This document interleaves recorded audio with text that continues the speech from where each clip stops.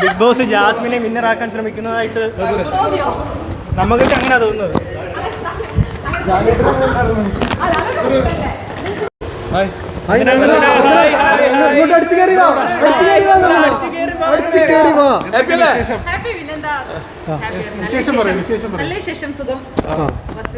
Medically problem ഉണ്ട്, അപ്പൊ അതിനായിട്ട് ഇങ്ങനെ പോവാണ്. ഭക്ഷണം കഴിച്ചോ? അല്ല ശരിക്കേ നമ്മള് ചെയ്യുമെന്ന് വിചാരിച്ചാ എന്തുകൊണ്ടാ പെട്ടെന്ന് ഇങ്ങനെ പുറത്തു വന്നത്? കുറച്ചുകൂടെ അടുത്തോട്ട് വരാം.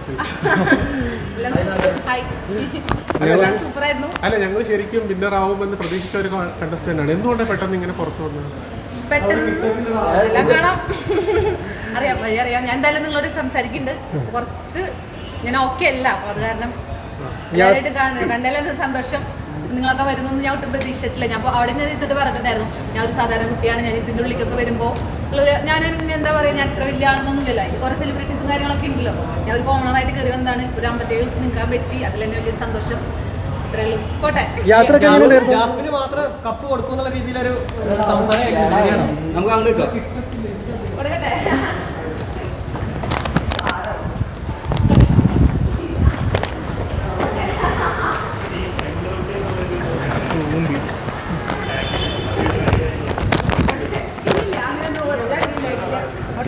എല്ലാവരും കണ്ടതിൽ സന്തോഷം.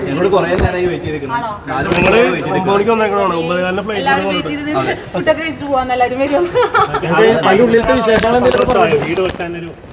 ആരും പൈസ തരാന്നൊന്നും പറഞ്ഞിട്ടില്ലല്ലോ.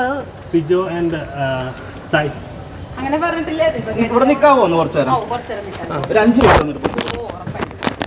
നന്ദന, ശരിക്കും നന്ദന എന്ന് പറയുന്നത് ഒരു സെലിബ്രിറ്റി ബാക്ക്ഗ്രൗണ്ടോ ഒരു PR വർക്കുകളോ ഒന്നുമില്ലാതെ ബിഗ് ബോസിനകത്തേക്ക് കയറിയാണ്.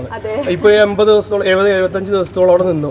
എങ്ങനെ ഉണ്ടായിരുന്നു ബിഗ് ബോസ്? ബിഗ് ബോസ് അടിപൊളിയാണ്, സൂപ്പറാണ്, എനിക്ക് ഇഷ്ടപ്പെട്ടു. ബിഗ് ബോസ് എന്ന് പറയുന്നത് നമ്മുടെ ലോകം, നിങ്ങളത് അതിൻ്റെ ഉള്ളിൽ അനുഭവിച്ച്, ഞാൻ പുറത്തുനിന്ന് കണ്ടൊരു വ്യക്തിയാണല്ലോ, പക്ഷെ നമ്മൾ അതിൻ്റെ ഉള്ളിൽ കയറുമ്പോൾ ഭയങ്കര ഡിഫറെന്റ് ആണ്.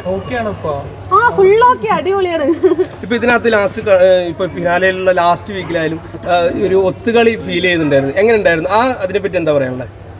അതിനെ പറ്റി എനിക്കൊന്നും പറയാനില്ല. സിജോയും സായും തമ്മിലുള്ള നന്ദന തമ്മിലുള്ള ഗ്രൂപ്പുകളായിരിക്കും ഒരു പക്ഷേ പ്രതികൂലമായിട്ട് വന്നത്. ആണോ? അങ്ങനെ തോന്നിയോ? അങ്ങനെ തോന്നിയിട്ടുണ്ട്. തോന്നട്ടെ. അങ്ങനെ ഒരു കോംബോ വേണ്ടായിരുന്നു തോന്നി ഇറങ്ങി കഴിഞ്ഞപ്പോ. നോ. ആര് പിന്നാവുന്നാണ് ആഗ്രഹിക്കുന്നത്? അറിയില്ല, പ്രഷർ തീരുമാനിക്കട്ടെ. അല്ല, നന്ദനയുടെ കാഴ്ചപ്പാടിൽ ഇല്ല, എനിക്കാണെങ്കിൽ ആ കാഴ്ചപ്പാടൊന്നും അങ്ങോട്ട് പോകാൻ പറ്റിയാ പോവോ?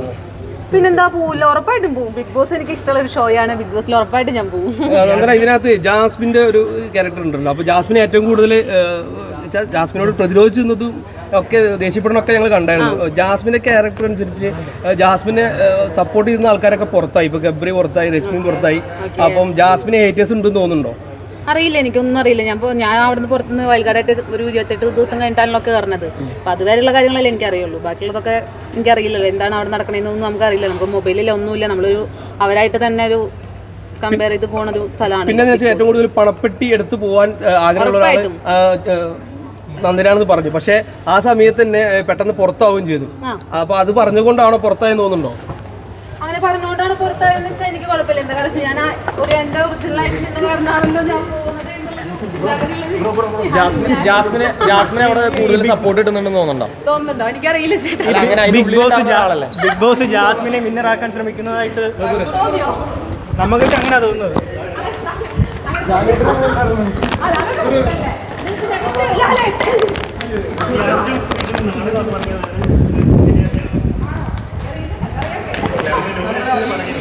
ഭയങ്കര അൺഫെയർ ആണെന്ന് ഒരുപാട് ആൾക്കാർ പറയുന്നുണ്ട്. കാരണം